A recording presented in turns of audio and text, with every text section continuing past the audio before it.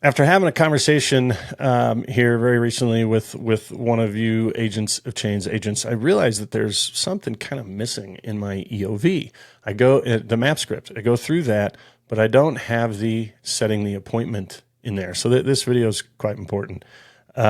Here's how I dialogue on setting the appointment. As you know, I believe in the power of no, right? So I believe the IRS tries really hard to take the fun out of being successful high achievers. I wait. I get some form of a reaction to that, and I say, "Do you disagree with that statement?" No, of course not. Fuck heck no. Oh, great. Would you mind if I give you, would you be opposed to me giving you a quick analogy? That's my second no. No, absolutely. Well, see, that's what I do.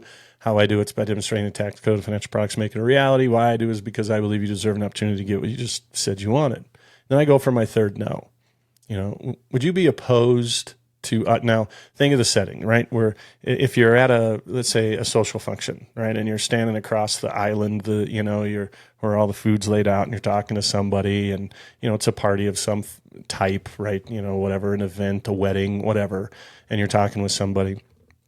So you have that setting, you've got networking settings, you've got, golf, you've got whatever, right? So each setting has a little, there's similarities to it to where you can deflect to another time or area, right? And I like those because what I used to do is, of course, I'd vomit all over the desk, right? And so much so to where eventually a guy tells me, "Shut up, don't answer that question." He sells life insurance, which you've heard that story a few times now. So what I do if I'm, let's say, at the social setting, and I go through that, and then I get my third no. I go, "Look, would you be opposed to this, man? We're at this event here. I mean, we've got other people to meet and talk to. We could sit here and talk business all day long, and I certainly I don't want to do that. So would you be opposed if I scheduled some time with you, right? If we could, we can go for coffee after this, or we can go grab a beer after this, or you push for a Zoom meeting." Or tell you what, why don't we just do 30 minutes on a Zoom meeting? I can draw this out and show you exactly how this works and how it relates to you. And I always say that phrase, and how it relates to you, because I want to keep it about them, right? So I push for that. If I'm at, say, a networking thing, I was at one not that long ago, a few months back, and it was at this restaurant. It's like, slow time and little afternoon thing from like 2 to 4.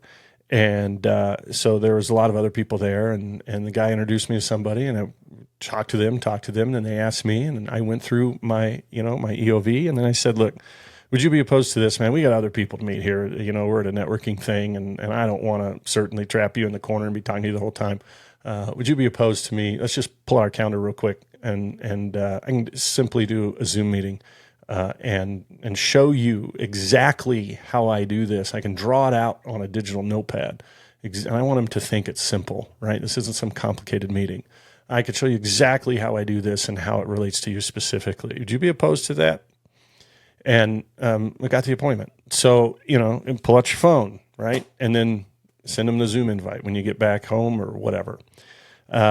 So in a networking thing, to me, it's, look, there's other people we got to meet, we got to talk to. So how about this? Would you be opposed? And set up whatever. You can say, "Would you be opposed after this, man? We can sit right in here at the bar and we can, I can draw this out on one of their napkins." Whatever, wherever the event's holding. I could have stayed. I'll buy you an appetizer. When we're done, this restaurant's, open, it's like 4 or 5 o'clock. How about I buy an appetizer and drink, and I can draw this out for you, right? However and wherever you want to be, I always deflect to that, because I'm not going to sit there in the networking event and talk their ear off. And of course, it's golf. If it's golf, you've heard me talk that analogy. How about we do this? Would you be opposed to, in the 19th hole, I buy you a beer, and before you're done drinking that beer, as long as you don't chug it, I can use one of the cocktail napkins. I can draw out exactly how I do this and how it relates to you specifically, right? So I always just try to control that frame and push it to whatever the scenario is, wherever I am. If it's a social event, we got other people to talk to, man. We're here for them. Let's do this, If we're at a networking event, we got other people we got to network with and talk with. So, we can stay here afterwards, buy an appetizer, buy a beer, or sit here, or let's set a Zoom, right? If I'm golfing, same thing.